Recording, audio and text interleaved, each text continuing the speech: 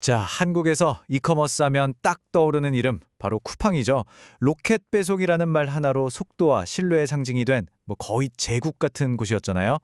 그런데 2025년 말에 바로 그 신뢰가 정말 산산조각이 나버리는 사건이 터집니다. 유출된 사용자 계정 수가 무려 3,370만 개. 이게 그냥 숫자가 크네, 이 수준이 아니고요. 대한민국 인구의 정말 상당수, 사실상 쿠팡 쓰는 사람 거의 전부가 이 재앙의 한가운데 있었다는 얘기입니다. 그럼 다들 처음엔 뭘 생각했을까요? 그렇죠. 이거 엄청난 실력을 가진 해커 집단이 작정하고 뚫었구나. 다들 그렇게 생각했어요. 그게 당연했죠. 그런데요, 진실은 훨씬 더 충격적이었습니다. 사건의 본질은 무슨 복잡한 외부 공격 같은 게 아니었거든요. 지금부터 우리가 하나씩 파헤쳐 볼 텐데, 이건 기술적인 문제를 떠나서 가장 기본 중의 기본이 어떻게 무너질 수 있는지를 보여주는 정말 기가 막힌 이야기입니다. 당시 한 법무법인에서 나온 이 한마디가 이 사건의 핵심을 정확히 꿰뚫었어요. 이건 데이터 침해 사고가 아니라 그냥 시스템이 붕괴한 거다. 그러니까 도둑이 담을 넘은 수준이 아니라 그냥 집 자체가 무너져 내렸다는 신호였던 거죠. 자, 그럼 이 거대한 붕괴가 어디서부터 시작됐는지 한번 따라가 보죠. 도대체 누가 피해를 받고 뭘 잃어버렸을까요? 그리고 이 모든 사건의 중심에는 정말 아무도 예상하지 못했던 범인의 미스터리가 숨어 있습니다. 유출된 정보 목록을 보면 정말 아찔합니다. 이름, 전화번호, 이메일, 집 주소는 기본이고요. 내가 최근에 뭘 샀는지 주문 내역까지 다 털렸어요. 근데 진짜 소름 돋는 건 바로 공동현관 비밀번호입니다. 이건 그냥 디지털 정보가 아니잖아요. 현실 세계에서 우리 집 문 앞까지 위협이 닥칠 수 있다는 얘기니까요. 그리고 마침내 밝혀진 범인의 정체. 정말 충격적입니다. 무슨 대단한 해커 조직이 아니었어요. 범인은 단 한 명. 그것도 이미 회사를 그만둔 예전에 그 인증 시스템을 직접 만들었던 전직 직원이었습니다. 아니, 어떻게 전직 직원 딱 한 명이 이런 어마어마한 일을 벌일 수 있었을까요? 바로 이 질문이 이번 사태를 이해하는 가장 중요한 열쇠입니다.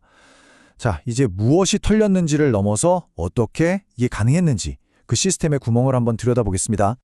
네, 어떻게 이런 일이 가능했냐고요? 그 답을 찾으려면 쿠팡 보안 시스템의 가장 깊숙한 곳, 그 치명적인 결함을 봐야 합니다. 바로 잊혀진 마스터 키에 대한 이야기입니다. 여기서 서명키라는 걸 먼저 알아야 하는데요. 좀 기술적인 용어 같지만 아주 간단해요. 그냥 모든 문을 다 열 수 있는 디지털 마스터 키라고 생각하시면 됩니다. 이 키만 딱 있으면 시스템이 우리 편이구나 하고 모든 정보를 그냥 다 내주는 거예요. 궁극의 열쇠인 셈이죠. 자, 이 표를 보시면 정말 기가 막힙니다. 보통 보안을 잘하는 곳과 쿠팡에서 벌어진 일이 얼마나 다른지 한번 보세요. 원래 이런 마스터키는 주기적으로 바꿔줘야 하는데 쿠팡은 5년에서 10년 동안 한 번도 안 바꿨어요. 직원이 퇴사하면 당연히 접근 권한을 바로 없애야죠. 근데 그것도 안 했습니다. 심지어 5개월 동안 데이터가 줄줄 새는데 경보 한 번 안 울렸어요. 이건 그냥 기본이라는 게 아예 없었던 거죠. 이 붕괴 과정을 순서대로 한번 짚어볼게요. 이게 진짜 영화 같습니다. 자, 첫째, 인증 시스템 개발자가 회사를 그만둡니다. 둘째, 회사는 그가 갖고 있던 마스터키를 회수하거나 바꾸지 않아요. 셋째, 중국에 있던 이 전 직원은 그 옛날 키로 마음껏 시스템에 들어갈 수 있는 출입증을 찍어냅니다. 넷째, 더 황당한 건 사용자 아이디가 그냥 1, 2, 3, 4 이렇게 순서대로 된 숫자였다는 거예요. 그러니까 그냥 순서대로 쫙 긁기만 하면 3,370만 명의 정보가 다 나온 거죠.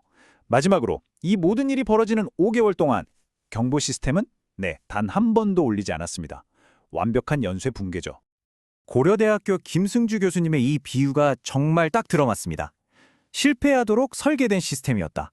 겉보기에는 문이 잠겨있는 것 같은데 막상 한번 열고 들어가니까 누구든 아무도 모르게 집안에 있는 모든 걸 다 들고 나갈 수 있는 그런 상태였던 거죠.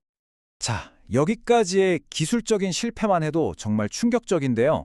사실 더 큰 문제는 그 이후에 터집니다. 쿠팡의 사후 대응, 그리고 이 사건이 발견되기까지의 그 길고 긴 시간, 이게 상황을 더 최악으로 만들었어요. 타임라인을 한번 보세요. 데이터가 새어나가기 시작한 건 6월 24일이에요. 그런데 쿠팡이 이 사실을 알아챈 건 무려 5개월이 지난 11월 18일입니다. 그것도 자체적으로 발견한 게 아니라 한 고객이 내 정보로 협박당하고 있다고 신고해서 겨우 알게 된 거예요. 그리고는 당국에 뭐라고 신고했냐? 4,500건 유출됐다. 이렇게요. 정말 허위가 없죠. 결국엔 CEO가 사임하기까지 이릅니다.